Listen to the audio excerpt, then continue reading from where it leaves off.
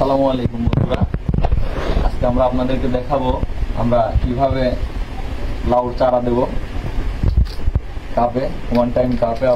আমরা এখানে ব্যবহার করছি হচ্ছে কোকোপিটের সাথে আমরা দিচ্ছি হচ্ছে এখানে ট্রাইকো কম্পোস্ট সার, তারপরে আমরা দিচ্ছি এখানে হালকা মাটি, তারপরে আপনার এখানে দেওয়া হয়েছে হচ্ছে ট্রাইকোডার্মা, সবকিছু মিক্সার করা হয়েছে এবং সেই সাথে দেওয়া হয়েছে হচ্ছে কার্বোফোরান দানা, যেটা দানাদার বীজ নাম আমাদের এলাকায় পরিচিত সেটা।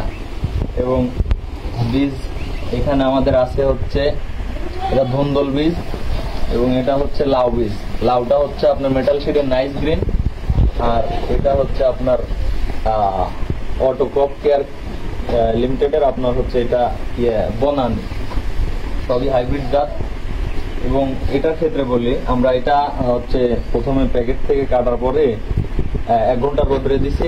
1 ঘন্টা রোদ্রে দেওয়ার পরে প্যাকেট কাটার পরে 1 ঘন্টা রোদ্রে দিছি। রোদ্রে দেওয়ার পরে সেখান থেকে আমরা 1 ঘন্টা পর ওটা ঠান্ডা করছি, করার পরে পানির মধ্যে ভিজায় রাখছি 24 ঘন্টা এবং তারপর আমরা এই বাটিতে রাখছি এবং টিস্যুর মাধ্যমে আমরা কিন্তু এই চারাগুলো জার্মিনেশন করছি।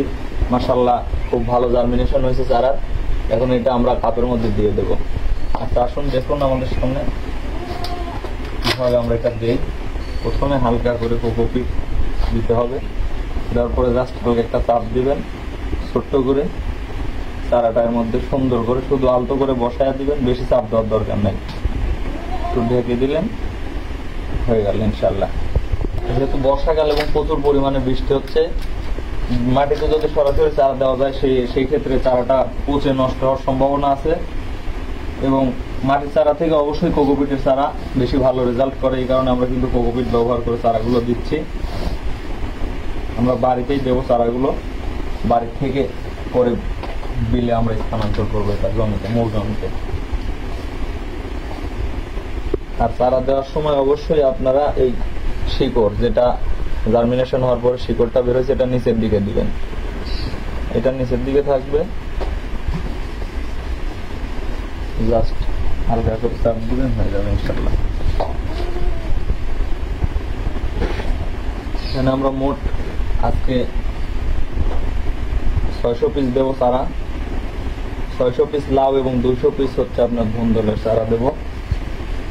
আর যে জাতটা আমরা নির্বাচন করছি এটা মাশাআল্লাহ অনেক ভালো জাত, বাংলাদেশের মধ্যে মেটাল শিটের, যেটা আপনার নাইস গ্রিন, রোগ প্রতিরোধী একটা জাত।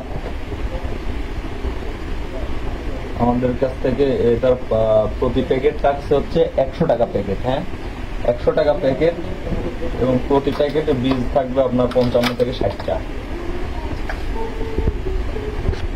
তবে আমাদের জন্য দোয়া করবেন যেন আমাদের চারাগুলো ভালোভাবে হয় এবং আবার রহমতে আমরা এই প্রজেক্ট থেকে লাভবান হতে পারি।